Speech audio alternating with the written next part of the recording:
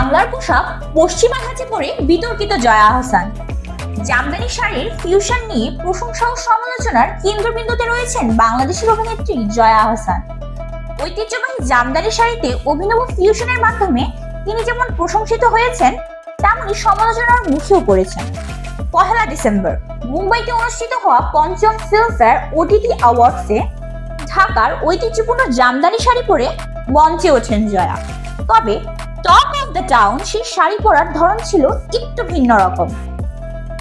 নেটিজেনরা লিখেছেন, সংস্কৃতি শুধুমাত্র ঐতিহ্যবাহী বাংলাদেশি পোশাক পরিধান করার মাধ্যমে সংজ্ঞায়িত হয় না।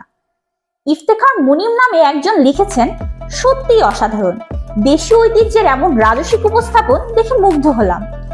ভক্তদের পাশাপাশি তারকাদের অনেকেই জয়ার এসব স্থিরচিত্রে মন্তব্য করেছেন। অভিনয়শিল্পী রুনা খান লিখেছেন, আহা কন্যা, কিভাবে যে বলি আমি তোমাকে কতটা ভালোবাসি।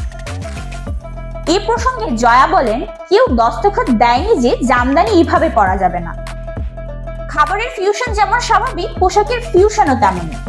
জামদানি শাড়ি যদি স্কার্ট বা জ্যাকেটের রূপ নেয়, তাহলে তাদের সমস্যা কোথায়? ফিউশনের মাধ্যমে জামদানি আন্তর্জাতিক অঙ্গনে আরো জনপ্রিয় হবে।